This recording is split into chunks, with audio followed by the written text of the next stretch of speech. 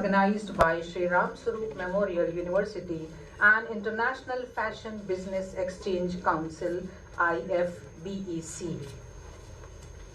Honorable Chancellor Engineer Pankaj Agarwal sir in absentia, Pro-chancellor ma'am Engineer Pooja Agarwal, University Advisor Arushi Agarwal ma'am, Vice Chancellor Professor Dr. Vijay Kumar Tiwari sir, Chief Guest Dr. Kailash Nath Mahapatra sir, Guest of Honor Professor Edmund Harisi sir, all respected directors, deans, central heads, faculty members, participants from India and abroad. Let us begin by extending a heartfelt welcome to our distinguished guests and participants joining us in person and online. Situated near the culturally graceful Lucknow and spiritually enriched town of Barabanki, Sri Ram Sarup Memorial University stands as a beacon of holistic education and growth. Since its establishment, the university remained committed to nurturing not just minds but individuals in their fullest potential. From humble beginning in 1999 with just 22 students, it has grown into a center of excellence, home to 11 institutes, enriched by over 25 years of academic experience, offering more than 100 courses, empowering over 12,000 students, and celebrating more than 15,000 successful placements. Proud Ramsarupians we are. Well, today I would like to start inaugural session with a very short poem by an American poet, Emerson. The poem, entitled The Mountain and the Squirrel by Emerson, reflects sustainable development through its message of diversity and interdependence. Though different, both the mountain and the squirrel are equally important, like elements in an ecosystem, emphasizing that balance and mutual respect among all forms of life are essential for harmony and sustainability. Now I read the text. The mountain and the squirrel. Had a quarrel, and the former called a letter, little prig. One replied, you are doubtless very big, but all sorts of things and weather must be taken in together to make up a year and a sphere, and I think it no disgrace to occupy my place. If I am not so large as you, you are not so small as I, and not half so spry. I will not deny you make a very pretty squirrel track. Talents differ. Now the central idea, talents differ. All is well and wisely put. If I cannot carry forest on my back, neither can you crack a nut. Like in the mountain and the squirrel by Emerson, where diverse strengths coexist in harmony. This conference on sustainable innovation bridges research and industry, showing that collaboration and balance are key to building a resilient future. The aim of this 3-day international conference on sustainable innovation is to bridge research and industry for a sustainable future, guided by the vision of the United Nations Sustainable Development Goals. It seeks to connect ideas with action, where academic research meets real-world application, innovation meets responsibility, and progress remains inclusive and sustainable. Moving ahead, lighting the lamp is a symbol of enlightenment, knowledge, and wisdom, bringing prosperity and success. May I request all the esteemed dignitaries to kindly accompany our chief guest for the lamp lighting ceremony.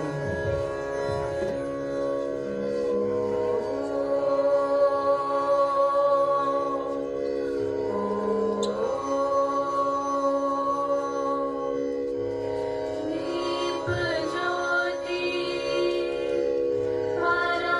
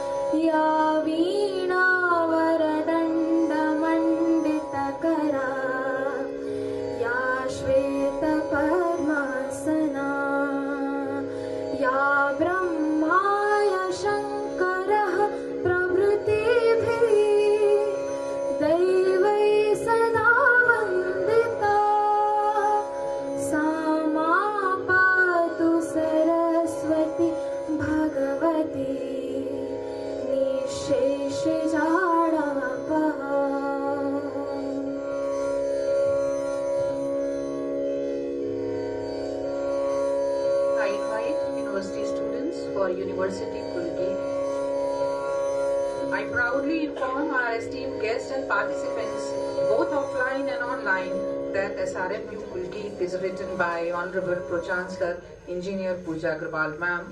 It binds the university community together, creating a shared sense of identity, belonging and emotional connection to the institution's tradition.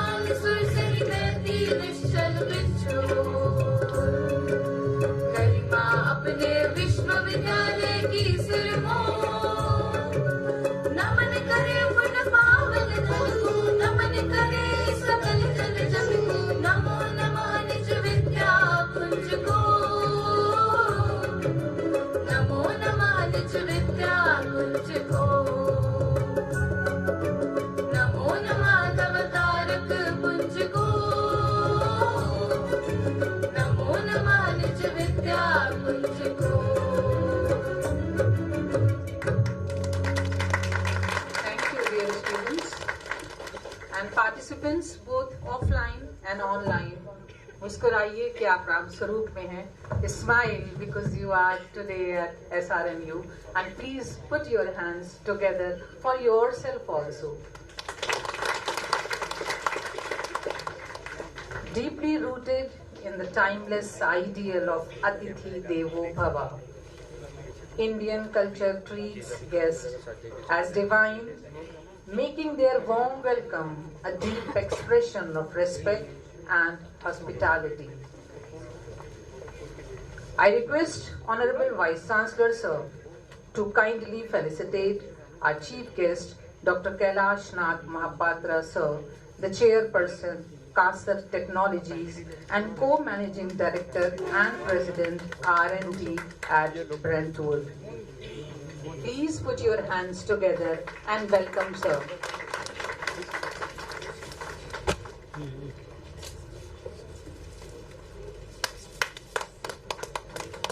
I request Honorable Pro-Chancellor Pooja Agarwal ma'am to please join.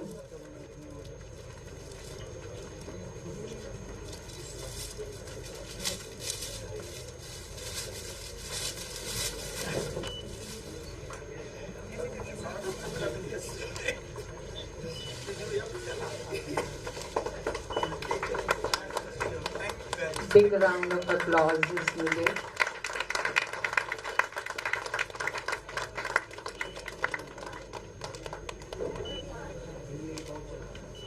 Thank you so much.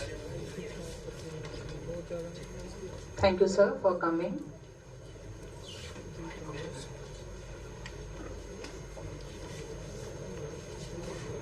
Now I invite respected chief guest and respected dignitaries to grace the dais and take their seats, please.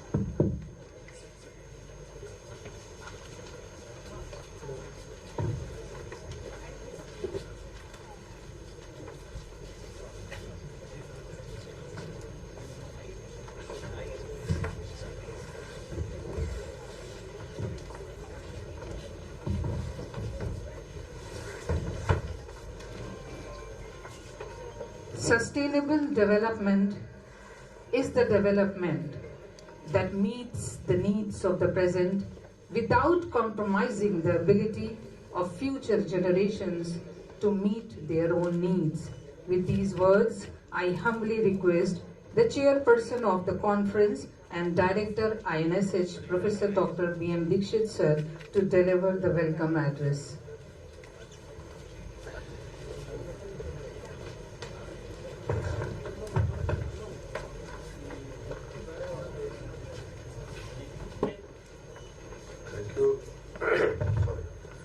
Thank you, Pradeep ma'am.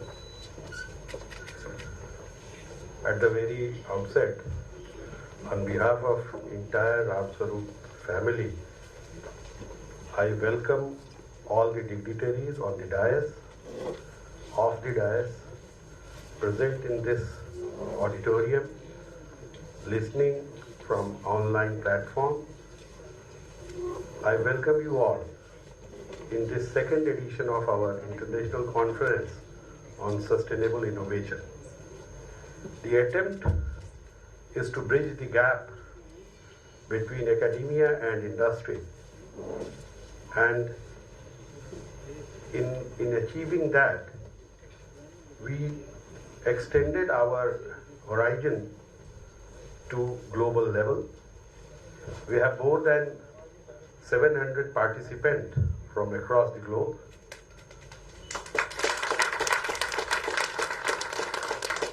We are running 5 parallel sessions from different sub-themes, running from science and technology, natural science and Vedic science, media, social science, law, and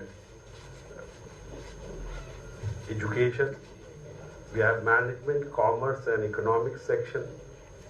All these domains of knowledge, pharmaceutical sciences, all these domains are coming together and trying to bridge the gap between industry and the academia. We have an overwhelming response from our participants.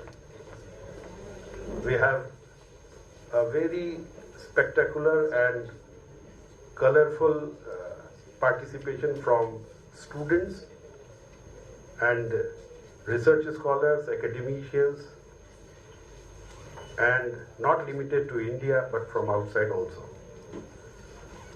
On dais, I welcome our Honorable Pro-Chancellor ma'am, Chancellor Pankaj Agarwal sir, in absentia, and our advisor Arushi ma'am, in absentia. Chief guest, who is a very humble but renowned personality in the field of sustainability, Dr. Kailash Nath Mahapatra. He is holding a wide variety of experience, and we are really privileged to have him as a chief guest. And to our greatest satisfaction and greatest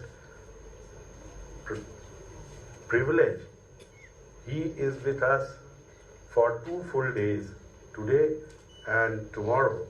And we have a very exciting plenary session tomorrow at 11:30. All the online participants and offline participants, again, those sessions were streamed live on YouTube channels. So all are requested to join that meeting, because in that meeting also we have a very spectacular speakers, and Dr. Kailash sir has really agreed to chair that session. Our Honorable Vice Chancellor, our Registrar, my fellow colleagues from SRM CEM and SRM University, organizing committee members, students, research scholars, all are welcome here in these 3-day path-breaking event that we have planned. I am quite sure that you will all learn a lot from these deliberations, and it will go a long way. Our partners, IBFEC, who is based on Mumbai, he is partnering us in a different scene, that he is connecting the industry people through the abstracts that we are presenting here, and then if it is suitable for industry, then industry will adopt those papers and we will work together in that direction. So the conference is not only academic in nature, but it has a far-reaching implication, as we believe. In this conference, what we have tried to develop is an interaction among the young students also of undergraduate and postgraduate level, and those students will certainly get benefited by such gathering in this university. And I am really thankful to them that they have actively participated and accepted this invitation to be a part of it. And we are really happy that quite young faces are here, and at the same time, people who are not here in this auditorium, they are viewing it parallelly at B1007 and B1207, the two small auditoriums that we have in the academic building. People are sitting there also and enjoying this show on live streaming. In the end, I just want to say, since I am a physicist by profession, Albert Einstein has said a very interesting thing. I don't know whether in 30s he was very well aware that these words will work in 2030 around, and that is, to quote Albert Einstein, we cannot solve our problems with the same thinking we used when we created them. And that is aptly fit into this whole theme of the conference, as well as the way we have to think, that innovate and sustainability. These are the two key words that we have to look forward for coming 10 to 20 years, because if we fail to do so right now, we will fail to live in a healthy, prosperous, and congenial world together.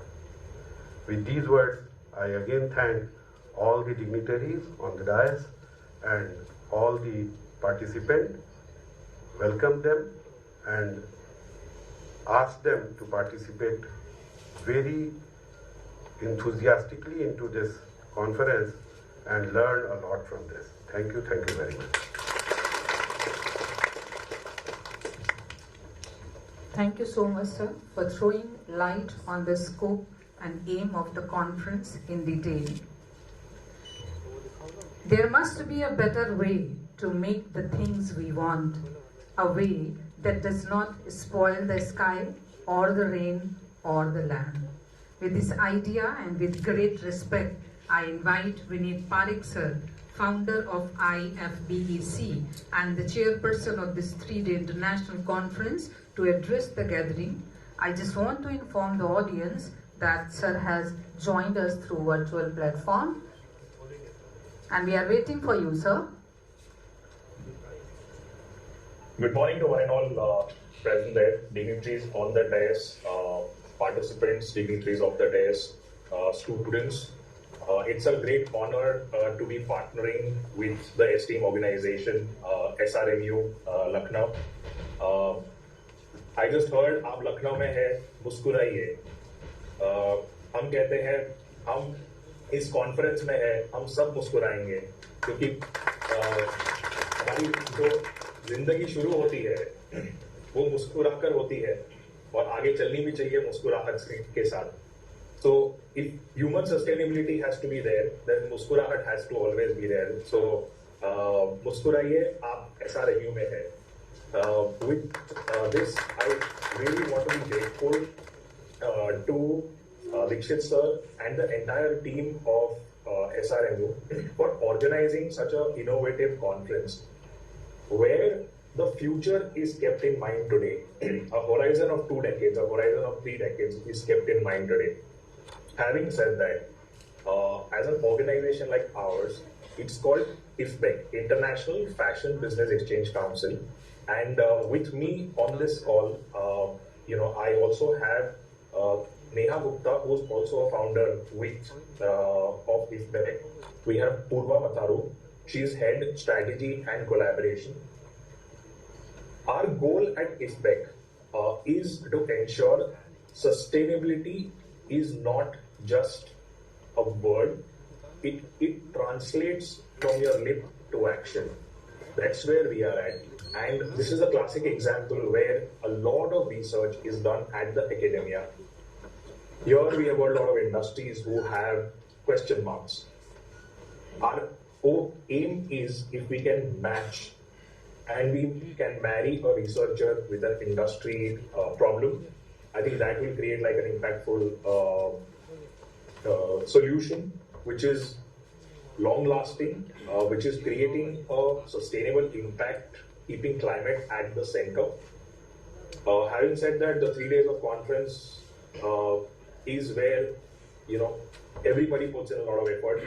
Our role as IFBEC starts on 11th of April, where we start connecting the abstracts, learnings from the previous conference. This time, the change that we're going to bring in is the selected abstracts would be kind of shortlisted and sent to specific industries to see if any solutions can be implemented, matchmaking can be done.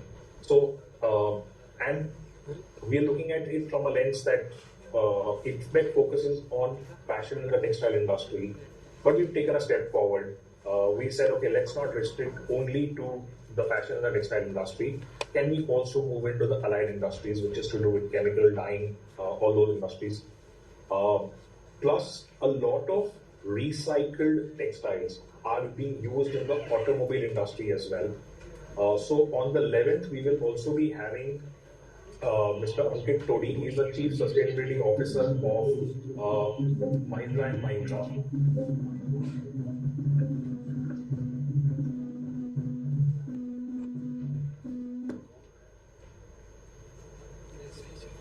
We will also be having Chief Sustainability Officer of Mahindra & Mahindra. He's a really very, very passionate gentleman. He's personally promised that he's going to go through each and every abstract and see if there is any solution that can be implemented within Mahindra & Mahindra or otherwise in his network. These are small efforts that we are making for a larger impact. And I would like to really thank SRMU for taking a step forward again. and creating future leaders. With this, thank you so much for having Reflect as part of the conference. We are there, very much present, though virtually, but we are very much present. Dikshit sir, आपके साथ हम कंधे से कंधे साथ में हैं, and thank you so much. It's always a pleasure to be our ever smiling personality, Dikshit sir. Working with you is always been fun and looking forward for some great and long-term impact. Everybody, thank you so much, and hand it over to you all back. Thank you. Thank you so much, sir, for your time and for your words. The core idea expressed by you reminds me of one of the very famous quotes that says, "The activist is not the man who says the river is dirty. The activist is the man who cleans up the river." Thank you so much, sir. We now come to the momentous part of our inauguration, the formal release of the conference proceedings. I request our dignitaries to kindly do the honors. And dear audience participants, please put your hands together. Give a huge, big round of applause.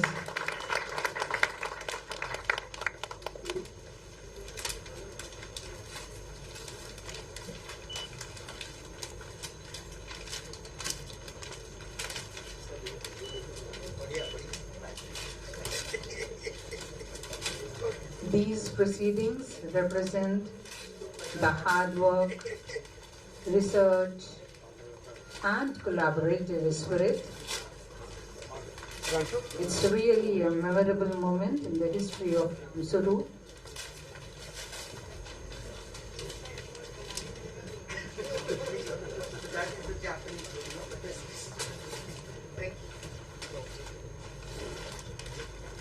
Thank you. Thank you, respected dignitaries. Thank you so much. Proud moment indeed for us, for entire team.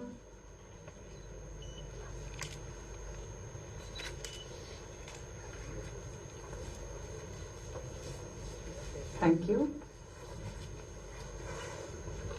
Now, I have the privilege of inviting our visionary, dynamic, and eminent academic leader, Honorable Vice Chancellor, Professor Dr. Vijay Kumar Tiwari, sir, whose unwavering commitment to academic excellence and progressive vision continues to inspire the entire university fraternity. Sir, may I request you to kindly share your words of wisdom with us.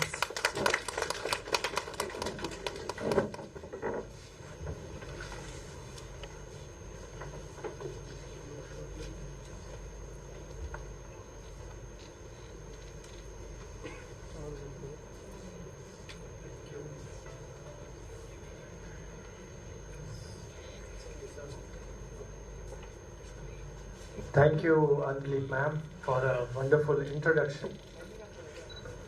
Honorable Chief Guest and my elder brother, Dr. Kailash Nath, Chancellor, Engineer Pankaj Agarwal sir in absentia, Honorable Pro-chancellor, Engineer Pooja Agarwal ma'am, present distinguished guests, participants of the conference who have joined us online, my colleagues from academia, dear students, friends from media, ladies and gentlemen. International Conference on Sustainable Innovation 2.0, Bridging Research and Industry for Resilient Future, in fact, is a commitment of this university. This multidisciplinary conference merges team, fashion, and sustainability for global innovation. We have large number of enthusiasts, participants from India and abroad. We are fortunate to have our chief guest, Dr. Kailash Nath, who joins us from various locations. In fact, I could trace him from 48 countries. A person who has been an oncologist, changed over to an academician, turned administrator, and then moved on to certain other important. So I am yet to find a very personality who has been of his caliber, and I am so fortunate that he is here with us. His work has been on development studies and international relations. He was also trained at UC Berkeley, California, and at Harvard and Stanford. He is deeply involved in multifaceted project on globalization involving 48 countries. His theme, identity of humans that require both global and local solutions and convergence, that's very relevant to our theme today. In fact, he personifies sustainability and innovation with his current project on Sadhana Forest. Is the name correct, sir? Yes, yes. Thank you, sir. The founder of Sadhana Forest, Aviram, an Israeli enthusiast, has been pursuing his dream on compassionate sustainability. Don't compete with nature, live with it, grow together. That appears to be the fundamental thought at the Sadhana Forest. Keeping in view the stature of luminaries, we have created a special session tomorrow, as informed by Buchi sir, where we are going to be joined by Yorit Rosin. He is an Israeli environmental activist and social worker. Professor Erika Elizabeth Gobach, that's a distinguished legal scholar, political scientist and researcher, and alumnus of Harvard University and a professor in University of Buenos Aires. Professor Giulio Gallarotti, that is a professor of political science in Columbia University, New York. Terry Quilty, the director of Westech Limited, New Zealand, and Abiram Rosen, that's an environmentalist, social activist, and a sustainability advocate who founded Sadhana Forest in 2003 at Aruvale, Tamil Nadu. He reported severely degraded land through afforestation with native species. We are all eager to share their vision and continued support. In my opinion, sustainability has 4 pillars: environmental, social, cultural, and economic. Now, India is a leader in the transformation as far as the renewable energy is concerned. Whatever targets we had set for ourselves for 2030, we are almost there, much before the target. 500 gigawatt capacity of renewable energy, having 45% reduction in emissions at the level what we had in 2005. Currently we have already achieved 40%, so we are almost there. So my view is that the concept of sustainability is deeply embedded into the Indian culture. As we sway away from our culture, we endanger the sustainability cycle. If I quote Atharvaveda, it says, Mata Bhumi Putro Aham Prithivya. The earth is my mother and I am her son. If that be the concept, Indians by culture can do no harm to our mother earth. Same way in Isha Upanishad, it says, Isha Vasyam idam sarvam yat kish jagatyam jagat ten tyakten mujitha ma gridha kasya vidhinam. That is, everything in this world is pervaded by the divine. Enjoy what is given to you by renouncing greed. That's an important thing. Do not covet wealth of others. So the greed is an important thing when we are actually exploiting the nature for what has been given to us. Environment is not something external to conquer, but a reflection of vastness within the human spirit. I would like to quote Persian Sufi philosopher Rumi. He says that tu ek katre dar ikyanus nishti, tu tamame ikyanus dar ik katre nahi. It's actually saying that you are not a drop in the ocean. You are the entire ocean in a drop. So that's the philosophy, if you see, that what belongs to you is almost everything. But whatever has been given to you, restrict yourself to that without greed.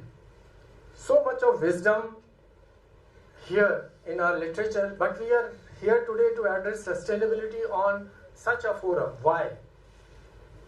We have really crossed the environmental red lines. We exceeded safe concentration of CO2 from 350 ppm to 423 currently. We are in the midst of 6th mass extinction. We have converted too much wild land into cities and agriculture. Forests are depleting. Human activities have disturbed the blue waters as well as the green water. We have flooded the planet with synthetic chemicals, microplastics and forever chemicals. Ocean has absorbed much CO2 that it can actually digest. Acidity has increased by more than 30 to 40%, which is threatening the very fundamental of marine food chains. List is long. We have done enough damage, but I am an eternal optimist. COVID era has shown us that the nature is also eager to grow, rejuvenate and offer its best to all the living species on this earth.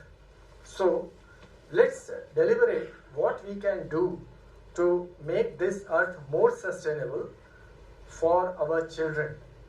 Let's change the concept. ज़मीं हमको बाप दादा से विरासत में नहीं मिली. ज़मीं हमको बाप दादा से विरासत में नहीं मिली, बल्कि हमने इसे अपने बच्चों से उधार लिया है. हमने इसे अपने बच्चों से उधार लिया है. We have an eternal responsibility to our children to pass on what we got and in a better shape. So let's smell the coffee and be responsible and eco-friendly citizen in this world. These 3 days of intense deliberations and suggestions would show us the future roadmap. This conference portrays a deep commitment of our university, Honorable Chancellor Sir and Honorable Pro-chancellor Madam, on sustainable innovation for a bright, resilient future. My appreciation to Professor Dikshit for such a wonderful conference, organizing so many visionaries on the platform, working tirelessly round the clock to make this conference success. Professor Abhishek for compiling the abstract which we have just seen in front of us, and many more. I cannot take all the names, but it is actually my gratitude to you all. You all have really worked and we are all proud of you. Thank you very much. Thank you so much, sir, for your multi-dimensional ideas with special reference to sustainable innovation and development. It can be summed up, or I can try, sir, the core idea expressed by you. Only when the last tree is cut down, the last fish eaten, and the last stream poisoned, you will realize that you cannot eat money. Thank you so much, sir. And now, it's my honor to invite the founder of SRMU, Honorable Pro-chancellor Pooja Agrawal ma'am, a perfect blend of intellect, empathy and vision. An IITian and a key force behind university, ma'am has initiated and founded impactful platforms such as Pratibha Cell, Apni Pathshala and Dharohar Club at SRMU. Honorable Ma'am truly reflects the spirit of the United Nations Sustainable Development Goals through Pratibha Cell, empowering women and promoting gender equality. With Apni Pathshala, spreading quality education and reducing inequalities, supporting rural upliftment. Through Dharohar Club, preserving heritage and strengthening sustainable communities. Felicitated by the Honorable Governor of Uttar Pradesh on 8th March 2026 for her leadership and women empowerment efforts, a poet, writer, and intellectual, Honorable Ma'am inspires innovation, environmental awareness, fostering growth and well-being. May I please invite you, Honorable Ma'am, to share your valuable thoughts with us.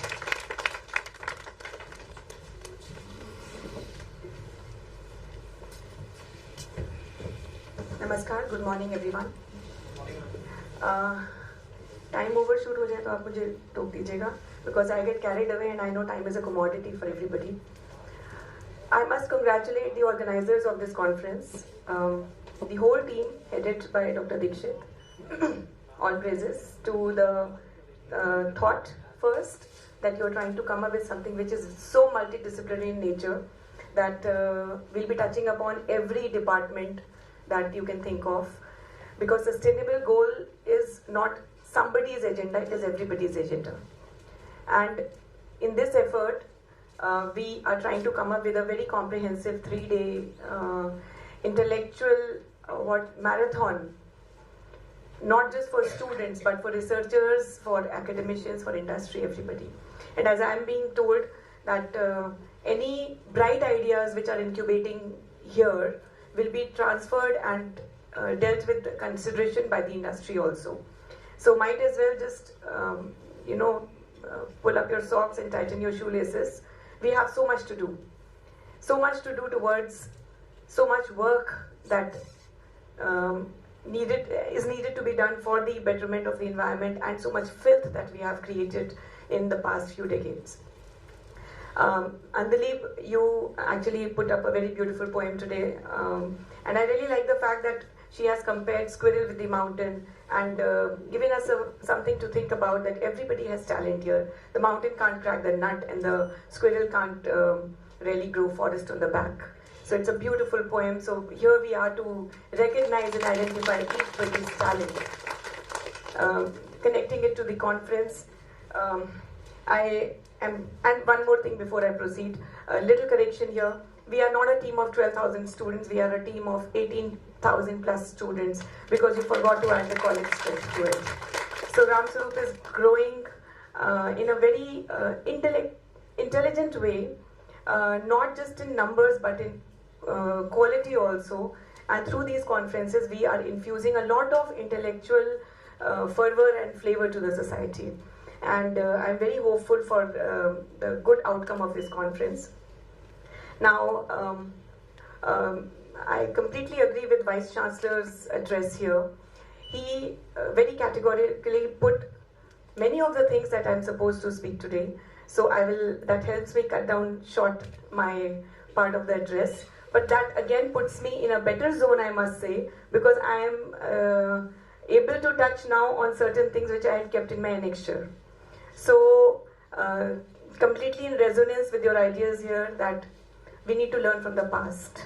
We need to learn from the ancient texts.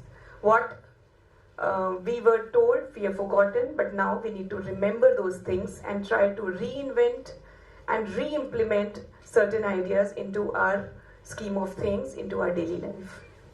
Before I move ahead on that, let me just remind some of you, and all those of you who are coming from outside, as a piece of information, what we do at SRMU and SRMC and the two campuses as part of our commitment towards sustainable development. So when these words were not even coined, and this was not talk of the town, we were sensitive and sensible about these things. How? I'll just tell you. And those of you who have been with us for the past few decades will definitely agree with what I am saying.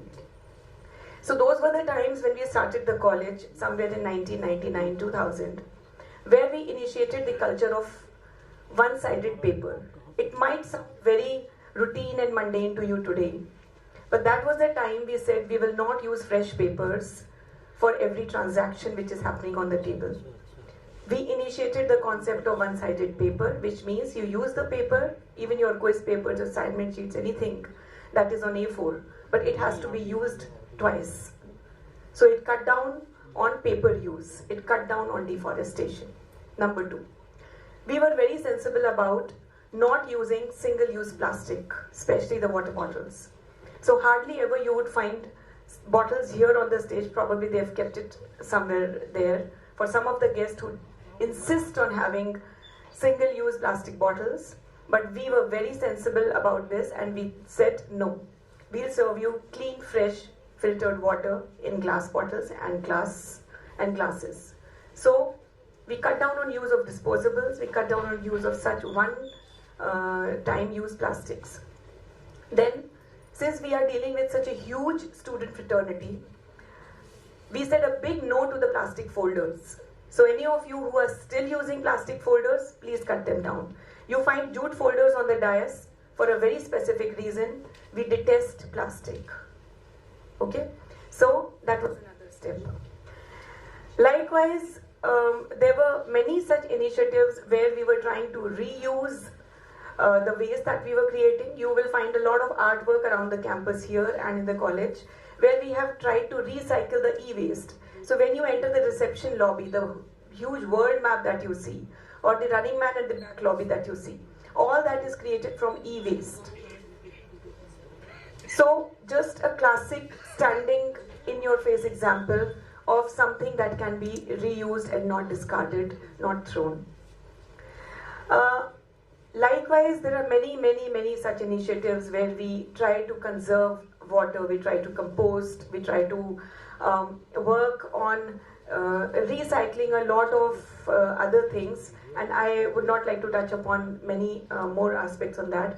But yeah, we are very extensively working on paperless office. Now, people who are sitting in the office working on computers, you would have realized that we have tried to cut down on a lot of paper and file transaction between the offices. So we expect you to submit your documents online on a Dropbox or something like that. So these are certain initiatives which we are taking as an institution and as sensible users of technology. Now, what the big giants are doing. I'm sure many of you know about it, but those of you who do not know, it is a very pleasant finding for me, at least, when I was going through certain articles on sustainability, that even the big giants are concerned about this aspect. How? I'll tell you. So, some of you are aware of the fact circular economy means what you create, you recycle that and put it back to the system. That is circular economy, right? So, the circular economy in tech manufacturing, Apple has created a very classic example here.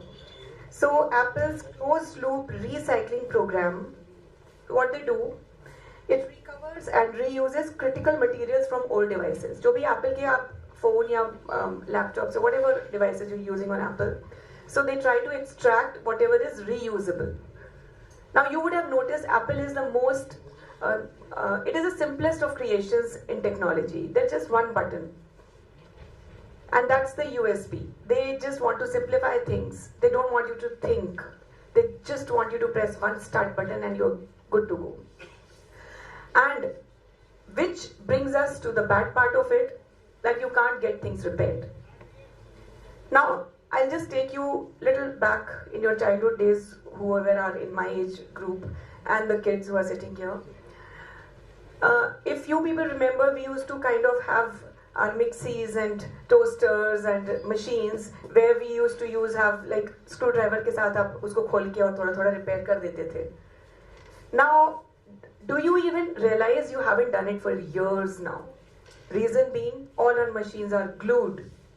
They don't want you to repair it. They want you to discard them and buy a new one. This is part of waste creation. And it's just part of consumerism. So we are heading towards a technical world where we are not supposed to repair. There are no repair parts available now. No batteries, nothing. We have lost the flavor of repairing things. It's a very big setback to the industry and to the society because we are buying more than we need. We don't believe in repairing and reusing. So in the same spirit, Apple has taken this initiative, which is very commendable, and they are trying to use critical materials from their old devices. The company's robot Daisy does all this. It disassembles the iPhones and extracts and reuses key components, reducing the need for raw materials and minimizing the e-waste. Similarly, Microsoft's commitment to 100% renewable energy, it has pledged to have all the offices by 2025. I mean, it's an old goal. Microsoft के जितने भी offices हैं on the global level, they will use only renewable energy to power those offices, not the conventional energy they will use to power the offices, which is definitely a very good initiative. And in the same spirit, our university and college is very extensively investing in solar power. We have been investing in the past for the past 15 years, we are investing heavily into solar power, and we are very fortunate to have met most of our desired goals. So, and then coming to the third one, which is very crucial, Google. So Google DeepMind's AI for energy efficiency, what it does, it has reduced the cooling cost of data centers by 40%. And what happens is that the AI system analyzes data from sensors to predict and adjust cooling needs in real time, minimizing energy waste and improving operational efficiency. So what exactly happens? Every time you use your internet, surf, do whatever, YouTube, Netflix, whatever, you are creating a transaction, a digital transaction. That goes to the data center, eats up some energy, and now to cool that data center, you will be surprised to know that gallons and gallons of water is needed. It's a whole big deal of cooling the data center. आप थोड़ी देर अपना phone आप use करते हो, काफी देर use करते हो तो गर्म हो जाता है, right? मिक्सी आप बहुत देर तक चलाते हो, गर्म हो जाती है. What exactly happens is heat up हो जाता है system. Now imagine those data centers which are handling trillions of data per second, and how much heat is generated there. So we need to cool them down. So people are doing their stuff, but on our part, we need to cut down on our digital use. Wherever it is needed, do that. Don't unnecessarily keep scrolling, keep just pulling up your WhatsApp and checking every second minute. It is not needed.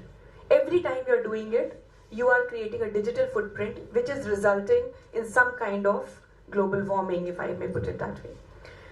Right? So many such technologies are, happening around to deal with such big problems.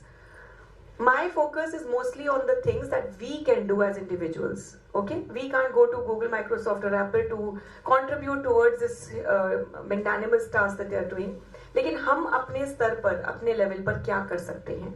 अगर हम उनमें से कुछ भी चीजें implement कर लें अपने behavior में, I feel we are contributing towards sustainable development.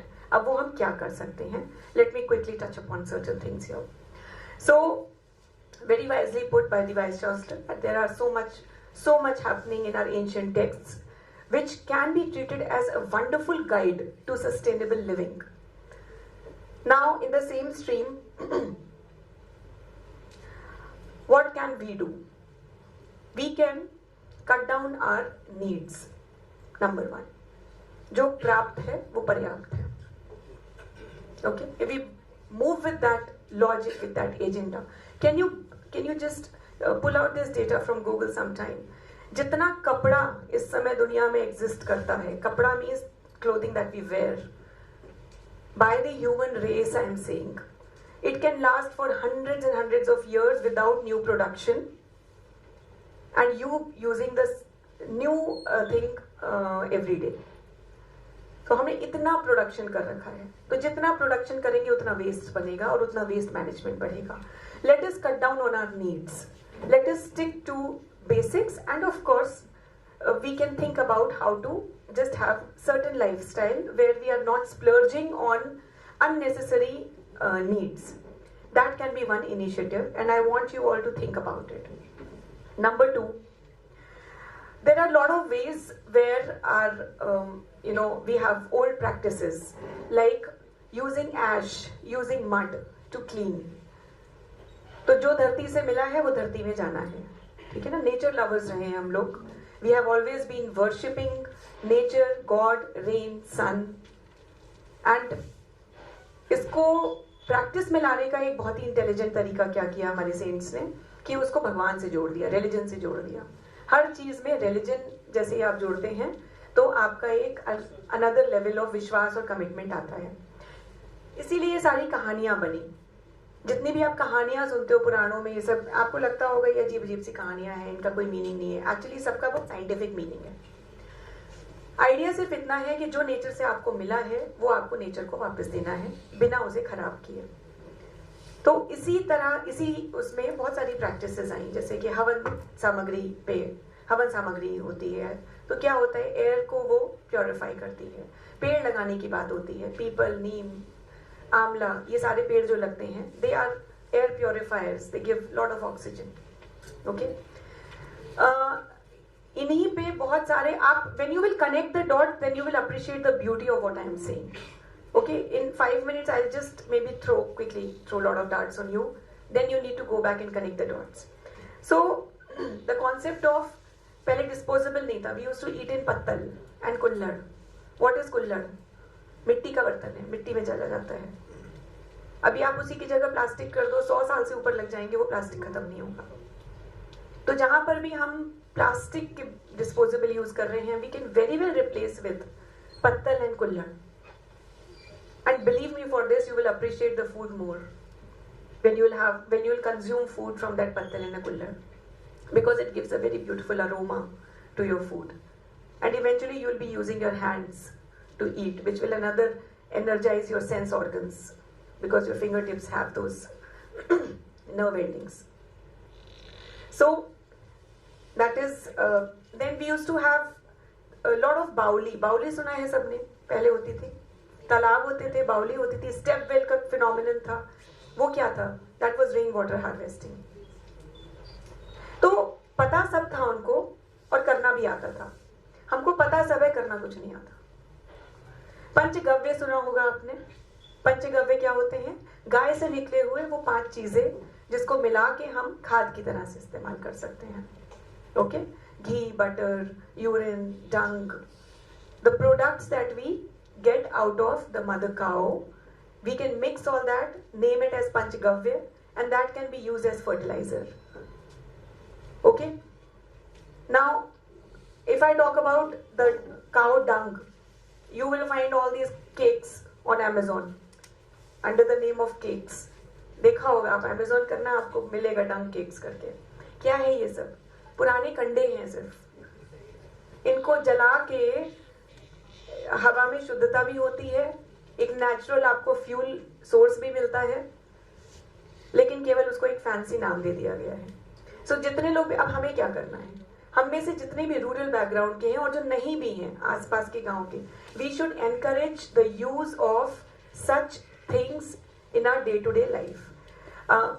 You know, because of the gas crisis, lot of people have switched over to अंगीठीज. And you won't believe the taste of food has enhanced. So there is always a silver lining to any problem. तो पुराना तरीका हमारा जो है, हमें उसको थोड़ा सा आगे बढ़ाना है. Organic farming. ओके, ऑर्गेनिक बहुत महंगा होता है, तो why can't we have a small kitchen garden in our backyard? छोटा सा किचन गार्डन बनाइए, जो डे टू डे वेजिटेबल्स हैं उनको ग्रो करिए, जो दिन भर की आपकी वेजिटेबल एंड फ्रूट पील्स हैं उनको कंपोस्ट की तरह से in-house composting करके उसमें डालिए. And I would not like to touch upon the debate of vegetarian and non-vegetarian. It's a very big debate. We can have a whole conference on this. Okay, but please rethink how much carbon footprint you are creating by consuming meat, and how much greenhouse gases you are emitting because you want something on your plate. What effect is it having on environment? You are responsible for it. You can't say, no, I'm a very small player. You are a very big player because you're the consumer. If there is no consumer, there won't be any producer. Okay, so think about it. And my appeal, go vegetarian. Okay, So likewise, there are a lot of such things. Time is less. I am only here to say that let us get back to our roots. Introduce lot of practices in all the 7 verticals we are touching in the conference, where agriculture, we can work on composting, on natural fertilizer, on vertical farming, on such solutions, and tech people sitting here can come up with AI solutions on monitoring the agricultural technological requirements. By that I mean you can monitor the humidity, the soil conditions, the growth parameters, and then invest, educate the farmers to move in a more intelligent and efficient way of farming. Okay? You would have noticed that a lot of places now have sensor lights, not in the campus, but yeah, outside, and sensor taps. आपने देखा होगा बहुत जगह है. That is an initiative towards sustainable goal, because you are not wasting water. It is थोड़ा सा पानी आता है, आप उसी में ही you are supposed to use that only. So kind of reduce your need is happening there. Likewise in fashion industry, please detest fast fashion. Fast fashion means you are consuming more and producing more waste. That is fast fashion. So I'm touching upon fashion, this thing. Now, all those of you who are listening to me, I have this very bright idea came to my mind. Maybe I'll work on it sometime in my life, but I'm not sure. You can steal my idea because I'm speaking on a public forum here. Can somebody compile a book on sustainable ways of life which are present in different cultures across the world, not just India? Because Chinese civilization had great such practices, Indian civilization had great such practices. Can we work on a book, a beautiful piece of literature on how the society should function and adopt and adapt themselves to sustainable ways of living? Just to finish before I leave, I feel there should be something called the sustainability tax. Okay? By that I mean, as an individual, आप कुछ कमाते हैं, आप tax पे करते हैं government को, आप इनकम टैक्स रिटर्न भरते हो, आप ये सब करते हो, right? Whatever you are earning, you are paying tax proportional to the wealth you are creating. Now, just to create it as an incentive, maybe we can think on those lines, and at a small level we can start here in the campus itself. What is the carbon footprint you are creating? The lesser the carbon footprint, the lesser tax you're supposed to pay. If government has any such policy in place, then the society can collectively work towards a common goal. Because you need to harmonize society and the larger goals, then only things will happen. So if we have a system in place where we are assessing how much carbon footprint we are creating, how much we are investing towards sustainable goals through our day-to-day practices, and there can be a certain parameter, again, question to people who are listening to me, if you can work on some model where you can assess what is my carbon footprint, and based on that my taxes will be covered. That will put me in a better position that I'll save some money if I'm not doing something harmful towards the environment. So I have touched upon very quickly certain things. Please carry your bags when you go out for shopping. Don't purchase bags unnecessarily during your shopping trips, not even paper bags. Paper भी कहीं से आ रहा है और कोई पेड़ cut रहा है उसके लिए. So paper bag is not a solution to such things. You carrying your reusable bag is a solution to these things. So my request and my advice, cut down on digital use, cut down on commodity use, cut down on logistic use, use carpools, confine yourself to less, because less is beautiful. Thank you so much. Lovely conference this evening, I'm sure. All the best. Thank you so much, Honorable Ma'am, for your insightful, innovative ideas and thought-provoking ideas as well. The central idea that we all have to and we have to remember and we have to follow after Ma'am's address is sustainability is not just about adopting the latest energy efficient technologies, or turning to renewable sources of power. Sustainability is the responsibility of every individual every day. It is about changing our behavior and mindset to reduce power and water consumption, thereby helping to control emissions and pollution levels. Thank you so much, ma'am.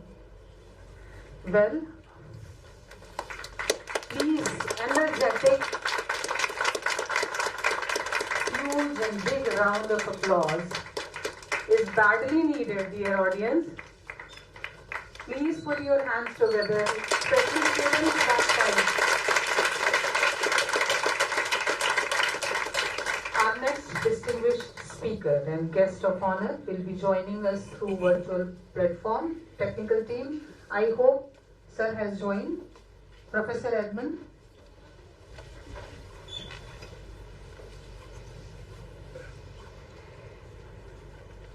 It's my honor to introduce our guest of honor and distinguished speaker, Professor Dr. Edmund Heresy. With over 20 years of experience in higher education, Professor Edmund is the founder and director of UBT and president of the management board of ESLG, holding PhD in system management from Vienna University of Technology. Respected sir has made significant contributions to academia, research and policy making at both national and international levels. A member of prestigious European scientific bodies and recently appointed Vice President of the European Organization for Quality, Professor Edmund has been instrumental in establishing Kosovo's first science and technology park and fostering a vibrant innovation ecosystem. Respected sir's expertise spans intelligent systems, sustainable development, project management, entrepreneurship, including collaborations with global organizations like World Bank. Respected sir, Professor Edmund's academic achievements has earned him several honors like Personality of the Year, Leadership Excellence Award, and Ambassador for Peace. Despite the distance, your gracious virtual presence greatly enriches this inaugural session.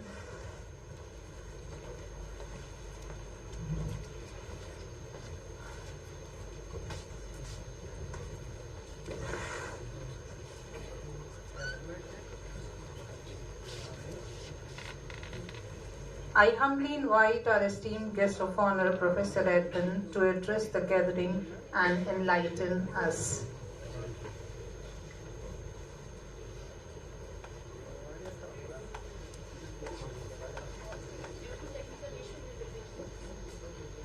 Okay, there is a technical issue and sir will be joining us shortly. We are waiting for you, sir.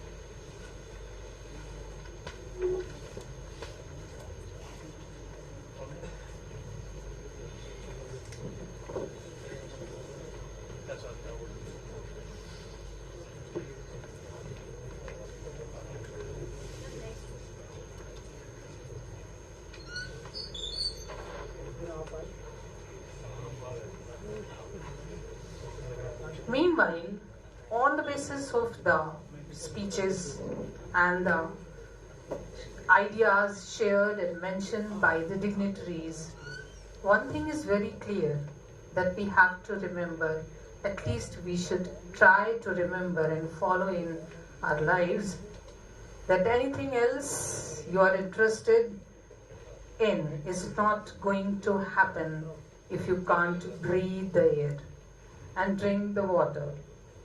So don't set this one out. Do something. You are by accident or fate alive at an absolutely critical moment in the history of our planet. This is something that we should remember for a better future and for our future generations also.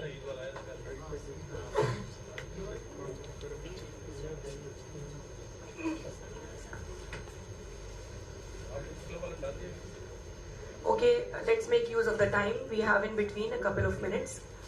Can somebody share what is one sustainable practice you are doing? We talked about certain things this morning. आप में से कौन क्या कुछ ऐसा कर रहा है जो सस्टेनेबल डेवलपमेंट की तरफ आपका एक इनिशिएटिव है? If you have anything, you can share.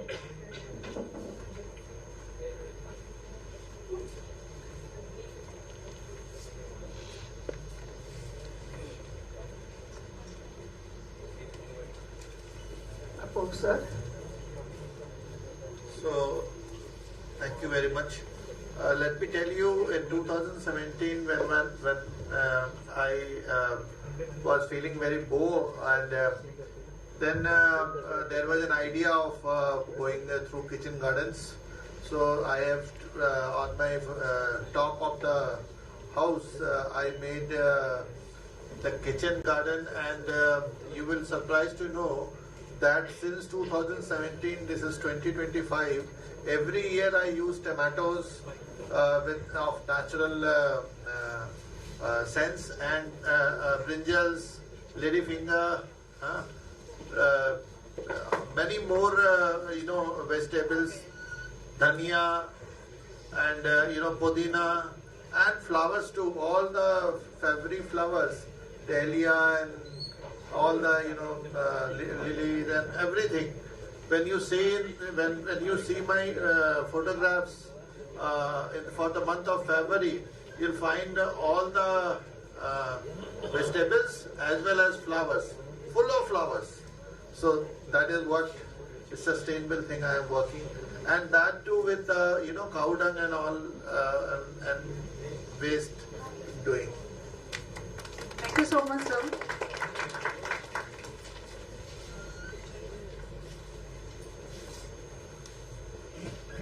So today's guest of honor is unable to join this session through virtual platform due to some technical issues, but he will be joining us shortly. Now I request our chief guest. It's a privilege to introduce and invite our esteemed chief guest, Dr. Kailash Nath Mahapatra sir, a globally acclaimed scholar. Respected sir holds his MA, MPhil and PhD from Yale University with advanced academic engagement at University of California, Berkeley, Harvard University and Stanford University. Respected sir's work on globalization across 48 countries reflect a deep commitment to sustainable and inclusive development, addressing global challenges such as climate change, identity, and technology, promoting a balanced, inclusive, and human-centered approach to progress. His vision truly resonates with core ideals of sustainability, integrating growth, ethics, and global responsibility. Respected sir, we feel truly fortunate to have you amongst us today. Dear audience, please join me in welcoming Dr. Kailash Nath. I invite you, sir, to share your valuable ideas.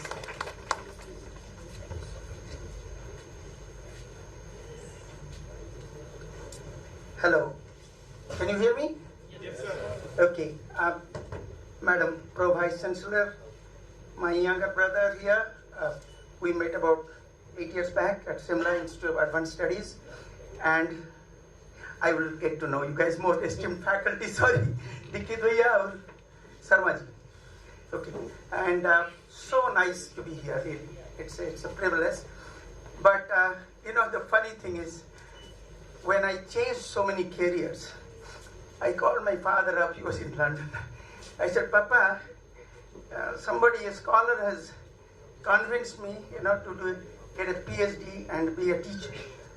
And he said, son, those people who know how to do things, they do it. They can't do it, they teach. But there are so many practical ways of basically what Madam, your Pro-Vice Chancellor said. It's fascinating, man, really. because those are the practical aspects. I have gotten together a nice team tomorrow. I would really urge all of you to come. It's a team of technocrats and social scientists and also the activists, Aviram and Yorit Rosin. They came about 23 years back. They converted a total barren piece of 100 acres of land at Auroville in Pondicherry. And they were given the mandate. Initially, nobody wanted to cooperate. But as ma'am was saying, there is a multicultural way China has been doing it. They basically use all human excrements, and peas and poos of humans. And they grew the forest massive way. You will see it when they present it tomorrow. Okay? So, that having said that, I would like ma'am, Vice VC and your esteemed faculty here to be involved with them. And possibly, ma'am, with the permission and VC, with your permission, your Honorable VC, we can host them here for a conference. They will bring a lot of energy, lot of connections with the students and faculties here. That's what I feel. Yeah, okay? So, having said that, let me share quickly. I don't want to take too much time of falling asleep till lunchtime. But let me share a little about my journey, all right? I mean, about my country, my beautiful India, that I came back to after being trained, shunted away. I was telling busy that 6-year-old I was gone. I never lost my accent, But my parents were in England, but there is a thing that really haunted me when I came to JNU and then went to US. That there is this very common statistics you all will be aware of.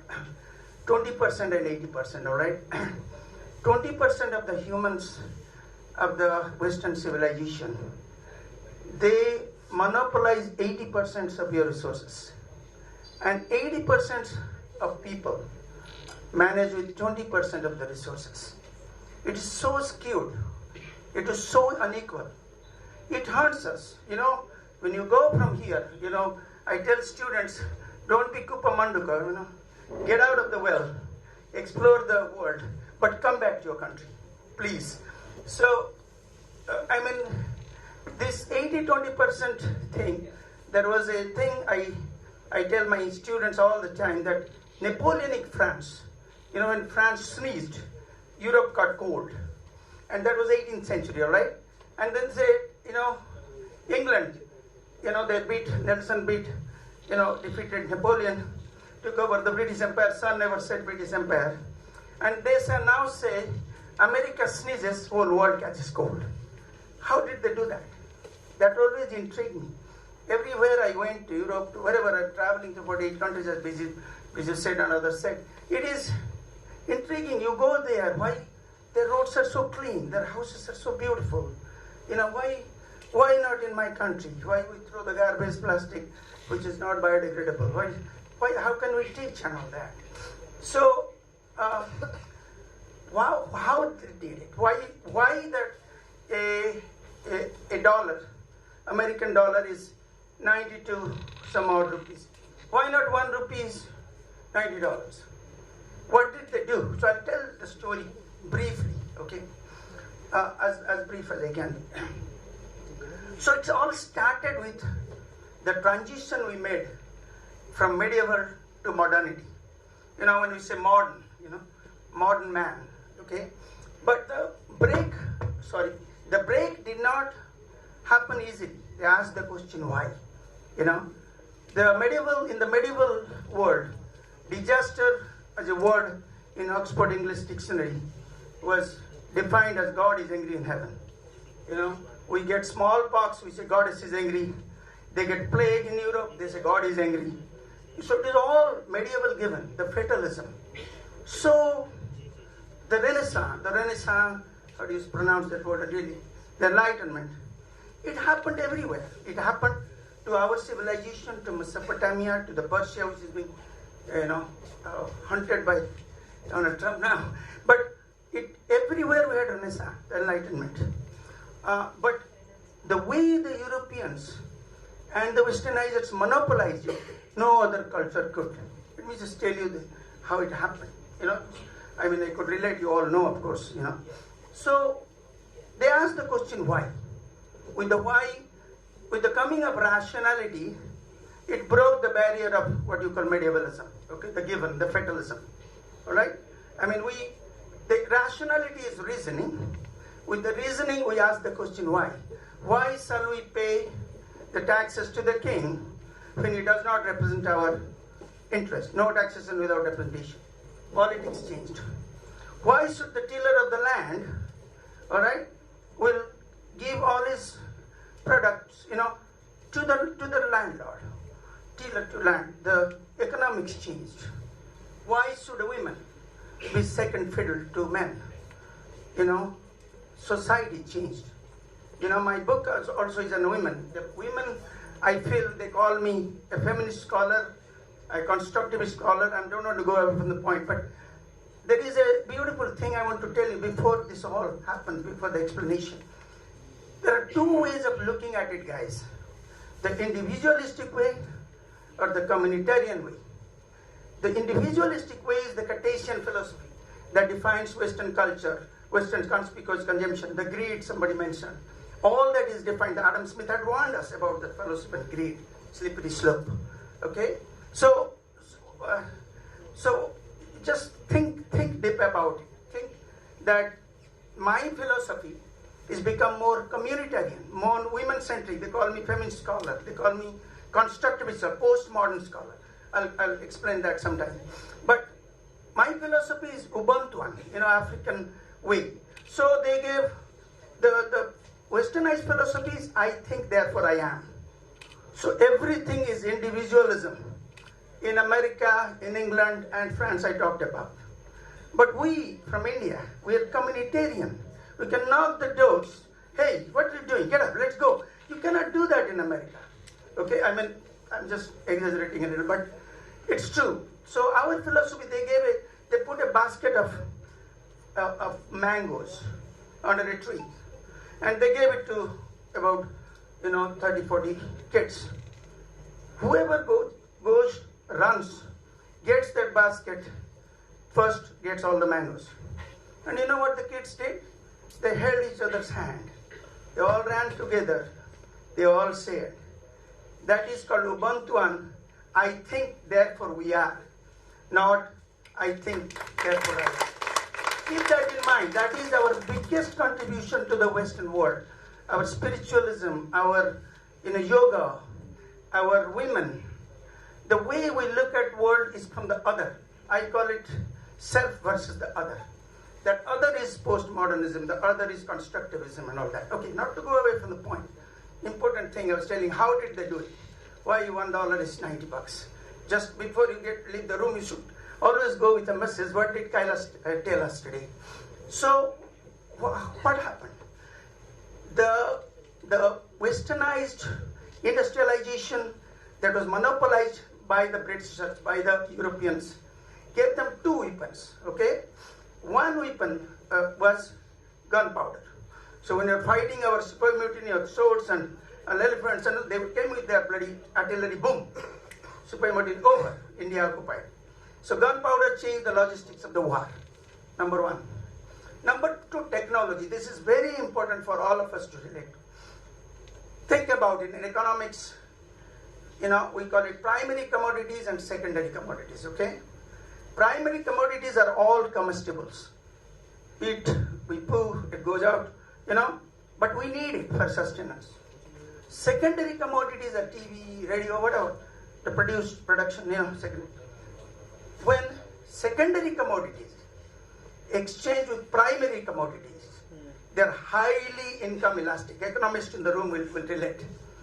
Extremely elastic. In the sense, example, we had black and white TV, okay? There was a technological breakthrough, we got a color TV. Somewhere, Apple phone displacing BlackBerry. It's all innovations. So once you have that innovation in technology, the demand for color TV will be 100-fold. Now you eat this much banana, produce that much banana, make it tasty, make it nice. The world demand of population will only increase so much to demand bananas. So bananas exchanged with TV, they're highly income inelastic. So they put a gun to our head, the colonizers, because they wanted to put the terms of trade in that way. We're still 100 laps behind, guys. It's not easy to catch up, but we can, man. With this attitude, you all have gotten this whole team together. We can do it. Now, let me just, so what happens? When they put that gun into our head, and they destroyed the 2 clothing mills we had in Mumbai now, and they said, who are you to bloody produce clothes? Our Manchester mill will produce clothes. You give us the cotton. But cotton is highly income inelastic. When they sell the clothes, they will make money. Similarly, in technological terms, all that still flows until the IT revolution. I'll come to that. So they changed the terms of trade. So America told to the world, I've taken the buck over from the British. Okay, now you guys become part of the global capital because communism is threatening us. That time there were only 2 ways. Either surplus theory of value Marxist communism, or you go capitalism. All right, that was the 2 alternatives.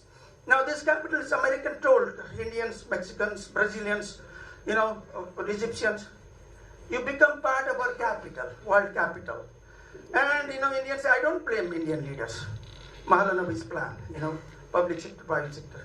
And Indians said, hell with it. You drained us, the drain theory. You drained our money, you build your bloody beautiful house and put a bloody boundary around. We hell with it. We don't want to deal with it. We are non-aligned countries.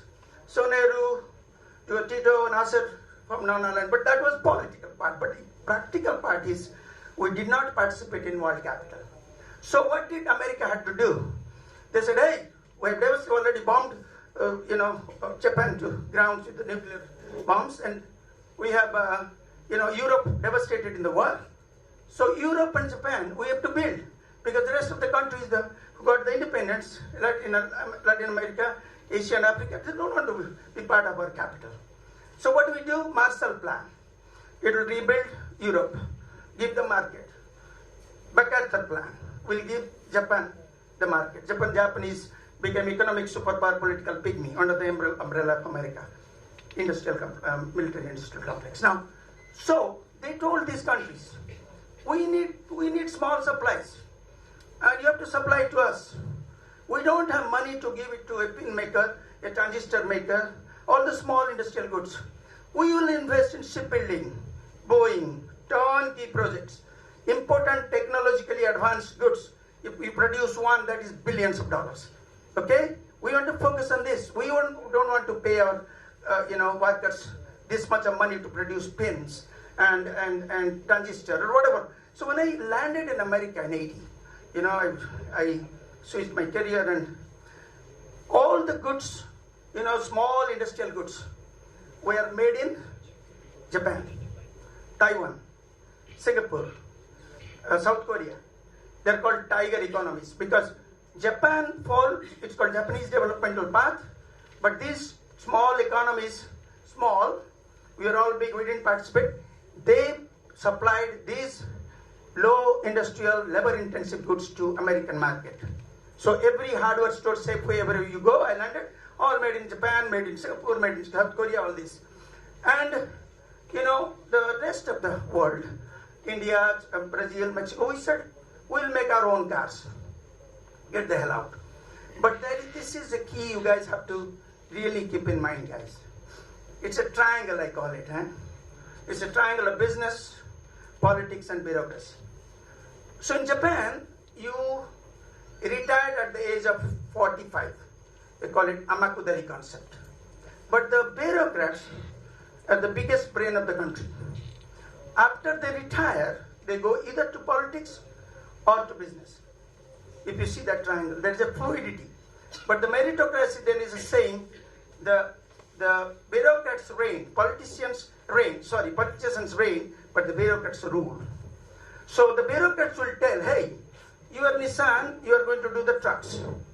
You are Toyota, you do family cars. You are Honda, you do the motorcycle. These directives are strictly followed. During the transition from what you call low industrial growth to import substitution. So this is something you all have to keep in mind. I'm sure the economists in the room know it very well. What happened? We had very little capital and we had a lot of labor. Okay, but keep it in mind, when Japanese really stop me, give me 2 minutes warning, otherwise I'll keep talking all day. When Japanese colonized Taiwan, okay, they broke the samurai back. They broke their back, they leveled the playing field, the whole thing. Then they said, you grow corns, you grow rice, I'll take it. So when Japanese left, Taiwan is highly equal in terms of its space and resources. All right? Our colonial rises, British played a different game. They came with my forefathers, others, the kings, the 138 kings. They made a pact. They said, we don't have to make our fair hands steady. You bloody rape your people, you put your taxes, we don't care, as long as you give this much money to us. So the British left, India was highly unequal in terms of land development. So when Swaminathan's plan was put in place, and we stopped taking begging bowl from PL 480 from America, and we became self-sufficient in grains. Only green revolution happened in 3 parts of India, you all know. Eastern UP, Haryana and Punjab. Alright? Yeah? But they became the Iowa of India. So gave the grain, we became totally self-sufficient. Now we're exporting. Alright? But now the point is, keep in mind, we put the cart before the horse. We had very little capital, and we had very little capital, and we had a lot of labor. And we told the world we want to go capital intensive. There are 2 ways to industrialize, capital intensive or labor intensive, okay? So Nahamalanabis Nehru, the planner, he said we will do capital intensive industrial, we will produce our own cars. All turnkey projects will be produced in the public sector. But what happened? Turnkey projects, the Tatas and Raulkela steel plant, all the steel plants, they'll make the iron and it will be sold to Tata for 1 rupee. So the private, really prospered at the cost of public. That never happened that public will take over. Alright? But the capital intensive industrialists, keep it in mind. We put the cart before the horse because we had very little capital, lot of labor. Labor gets displaced in capital intensive industrialists. You don't absorb it. First Japanese, Taiwanese did, they first absorbed their labor. Then they moved to import substitution. But we first said no. So what we do, the clutch, the triangle. The triangle in Japan, I told you, Amagodari. The triangle in America, you first make money, business. Alright? Then you invest it, then you become politician. Then you create your bureaucracy. Okay? In India, what we did, we selected all these guys, including me, in these IAS competitive exams. Okay? Got selected, then they say, hey, either become part of us, our nexus, to loot the country, otherwise you get transferred. Everybody, whatever it is. So the bureaucrats had to compromise with the politics and the business. And Tata's Birlas, who were the erstwhile capitalists, were pampered, given license Raj, that you produce and you will get this territory. How do you increase the income generating capacity of the poor? You don't involve them in the labor market. You deprive them. Only Tata's Birlas employ whatever they can. So capital's intensive industrialization. Whatever the reason, I'm not questioning the leaders. I'll come to that leader thing. It's very important at the end. So what we did for 50, 60 years until Manmohan Singh came, the economist, and launched liberalization. China liberalized in 79. We liberalized in 89. Is that right? 89. Deng Xiaoping liberalized China. So in the BRICS category, look at it. Brazil has ethanol. Russia has oil and gas endowed. India has software. China has the hardware. We're behind China. Hardware. And South Africa has the minerals. But what I'm trying to say is this created a big distortion. Big license laws, big corruption that we cannot get it up easily. It is still continuing. We cannot. So India became poor. India became unequal. India became like Mexico, Brazil, all these big countries. We fell behind. It was a mistake to not be part of global capital. It was a mistake. Europe prospered, Japan prospered. Then they switched to import substitution. 1980, when I got to America, Reagan was there, and all the car makers, they started complaining. We cannot compete with these Japanese. You flooded the market with Japanese cars, Korean cars. Korean cars are not coming, Japanese cars and stuff. So what they said, you compete. We are not going to close the market. In 1930s, the Great Depression in America happened because Hoover closed the market down, became prohibitive. They learned the lesson, unlike Trump now. I'm sorry, if I'll come to. Okay? So they learned the lesson from Great Depression. People were standing in line for food, for petrol, like it happened. We had the problem. There was a panic. People did a car and our gas and all that is happening now. No? But there is, if you look at the world, why they followed labor-intensive industrialization, why we followed capital-intensive, the logic, rational, you cannot blame the leader. So what is a leader? Why it is so important? A leader is what we call politics. One definition is, intelligent allocation of scarce resources. That is what politics is about. Who does it? The leaders. So you salute Singapore because we had a big debate about shall we have democracy first or development first? First you have development, literacy, then to democracy. We said the hell with it. We defied it. We defied it. I'm giving you a lot of things. I don't have to take the floor totally, but 2-3 things I want to. But so we have come here to this stage in 70s. When we were little kids, when OPEC crisis happened, the OPEC countries said, no, we're not going to bloody give you the money. We'll do the pricing. 73 oil crisis. Okay. And Vietnam, America had two biggest defeat. The political defeat of the Vietnam and the defeat with the oil sake, the economic defeat.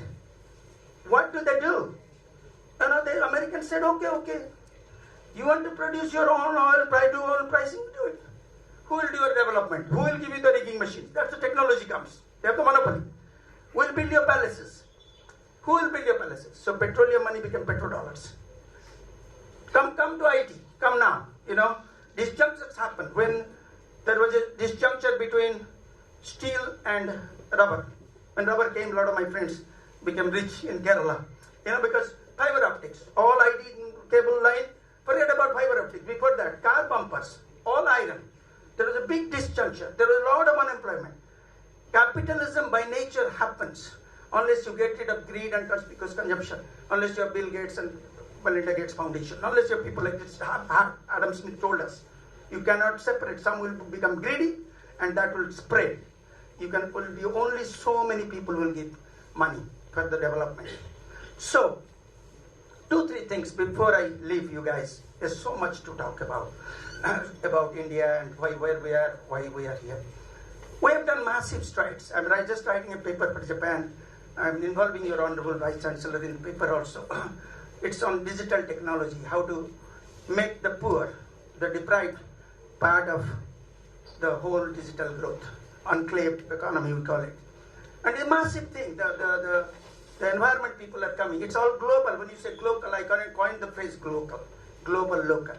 So on the one side you have local conflict, ethnic conflict, communal conflict, you name it. On the other side we have AI, or artificial intelligence, technology, climate change, all need global solution, not just global, local solution. 2-3 things before I don't want to take too much time. One important thing is for IT, all of you should tell your children, all these young fellows here, you just tell them to be critical, because my days, our old days were getting old. Things where the book is kept in the library, went through several peer reviews, research. Now anybody could put anything in the web. So for that Socratic method of critical thinking, you have to prepare your students and stuff. When my daughter had told me years back, Papa, I want to do this paper from US, I said, sweetie, make sure that web research is critical, is good, not just put it. Anybody could put things. The second more important thing is we are in a beautiful situation in the world. Every country I go to is aging. Every country. We are the youngest country in the world. This actually was told before Modiji, much before Modiji. It was by Bloomfield, the Harvard demographer. He said, India will have 600 million people in the most productive age category, guys, 15 to 45. No other country has. Because when I left the country in 80, my God, there was this scare of population bomb exploding in our face. And economists were, Pramod Patnaik and all this, Amit Bhadur, Jane, were telling us, guys, it's not the population, but poverty is the problem. I couldn't understand that time, we could only understand so much that time. But when I left, the population bomb has become a population dividend. It's the biggest gift we have, our young people. Now, could they be trained? Could they be really made to work? Could they be given, because Generation Z is important, Millennial and Generation Z, they're all sitting in the back, some of them, So, just keep in mind, that is our strength. We have bottlenecks in the BRICS, as I said, comparative advantage of each category of the goods we have, like Brazil has ethanol, Russia has oil and gas, India has software, China has hardware, and South Africa has minerals. Now, these BRICS countries are supposed to be the coalition that will challenge the Pax Americana. But they will not let you do it easily. So unless you clear your debt, do the internal changes of balancing, as Madam was saying, you have to develop that culture of getting rid of plastic. And I spoke to my wife, in the context of that Japan paper on technology divide and stuff. She was telling, sweetheart, we had a massive campaign of getting rid of plastic in the TV. Modi ji did Swachh Bharat, but implementation is where you stuck. The bureaucrats, intelligent bureaucrats cannot function. If they function, then you are stuck. You are either made part of the whole corruption chain or you are discarded. So we have to have that. I'm telling it to the leaders here. Leaders are key. So we have to have a massive leadership campaign. In the US, we had a campaign they had a campaign, this is before I got to US, against tobacco. Tobacco industries did not allow it easily. They would not go easily. Now everywhere, second-hand smoking is also banned, not just smoking. So my fellow Indians, I appeal to all of you, really. Tighten your belt, follow Madam's prescription of sustainability, because I'm working, women, one thing before I go, I have to tell. You women, you are the future, believe me. I tell because they call us feminist scholars for a reason. Well, I have this thesis which is growing into a book, and one day hopefully it will come and I'll be so happy. So I wrote it to MacArthur and Wilson Foundation and stuff, small proposal. Women are hardware to other. I know what I mentioned, other. Whatever it is, they can produce a baby that men cannot. Men are software to other. So men, no matter what it is, we are programmed. Then only we love, okay? The love in women is intrinsic. Not Shakespeare and frailty, thy women, that nonsense, I'm sorry, it's all cliche. But women are the key to the development. So we have a lot of women scholarship now despite Trump's interruption, but we have a lot of women grants. And I encourage all the women scholars here to please reach out. There is a future of my country when I'm going to Kerala in a few months to stay there and study women, because more women are educated in Kerala than men. And Kerala is in the SDA, the United Nations Human Development Index. It's the number one. Number one not being autocratic like Singapore, being totally open between Communist Congress and BJP. Play. If you go to Kerala, you'll see church 1 mile, mosque 2 miles, temple 3 miles. There'll be signboards saying the way they coexist. And wherever you see a dargah, I was telling my brother Biju here, wherever you see a dargah, there is no Hindu-Muslim conflict there. That's the Muslim priest and Indian folk. So we are composite. We're beautiful country. We are multicultural, multilingual, multiracial. Each identity is like, I call it salad bowl against American melting pot. I don't believe in American philosophy. I don't believe in self. Please, guys, think your identity, your language, your everything is the other and the women. So keep that in mind and do something. Thank you so much. Jai Hind. Tomorrow, ask any question. There will be a nice forum, plenary forum. Come. There will be participants from, I brought many scholars from around the world. There are 5, 6 of them. Ask as many questions tomorrow. Sorry, today I took too long. Sorry. Go. Thank you so much, sir.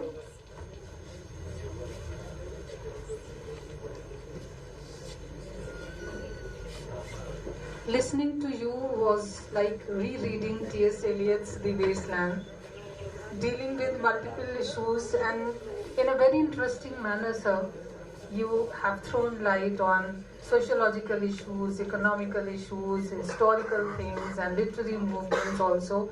And the things especially the students must remember and follow after listening to sir, the very first thing that try to be critical and analytical, and second thing that you all have to remember and have to follow, that progress is impossible without change, and those who cannot change their minds cannot change anything. Thank you so much, sir.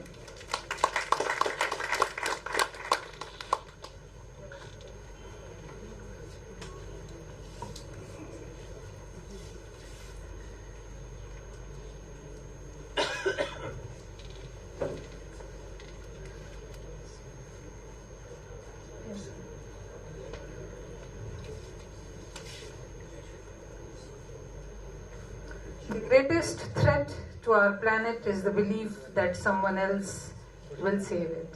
So we have to think about it. And with these words, this inaugural session of Day 1 is coming to an end, and I invite respected Registrar, Professor Dr. Hemendra Sharma sir, to propose vote of thanks for the inaugural session of Day 1.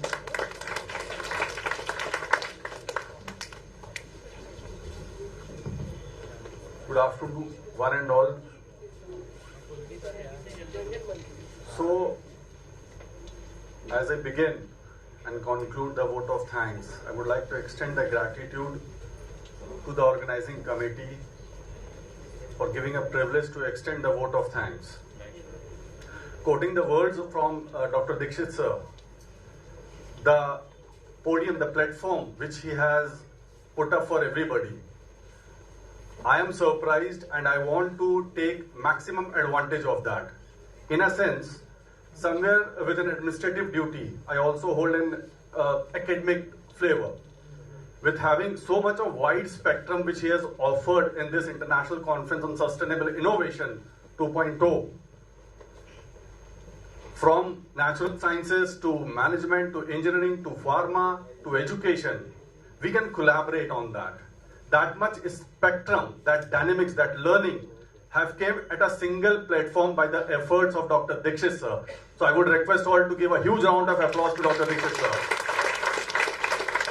Quoting the words from Honorable Vice-Chancellor sir, which he has very rightly said, we owe to our ancestors. What they have given to us, we are and we have to ensure that we give back to them. It should not be restricted, it should not be limited. The quotings from the Vedas. Extending my learnings from the wordings from the Honorable Pro-chancellor ma'am. पर्याप्त है, जो प्राप्त है वो पर्याप्त है. Thank you ma'am. So this is something we have to understand. We have to improvise, we have to learn. Taking the example which ma'am has quoted, in our days we were having the understanding from readings, from dictionaries. Nowadays the generation Z is having the privilege of Google. Again the example quoted. To maintain the quality, to maintain the cooling of those servers, the magnanimous amount of gallons of water which is being used have to be ensured. So somewhere or other in every aspect, not only the Gen Z has to contribute for the sustainable environment, even we also, to the best of the possibilities. Quoting the words from our chief guest, Dr. Mahapatra sir. I mean, the Ubuntu example which he has given about the mangoes and the basket and the teamwork which has been mentioned by him. So these all learnings and these all dynamics, the intellects present on the dais and off the dais. We have got these 3 days tremendous learning which we can collaborate for further enhancement in our academic and administrative skills. With that words, I will conclude and extend best wishes to the organizing team for the successful conduct of this conference. Thank you everybody.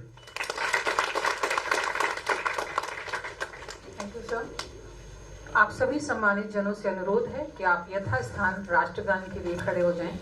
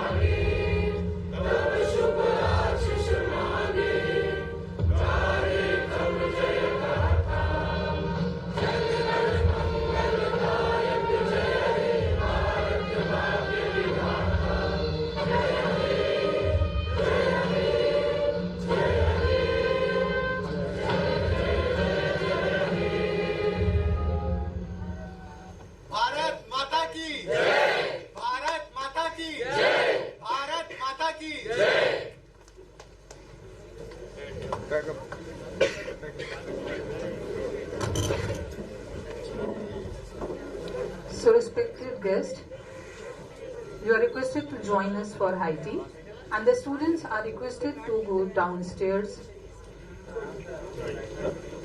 And with this, inaugural session has come to an end.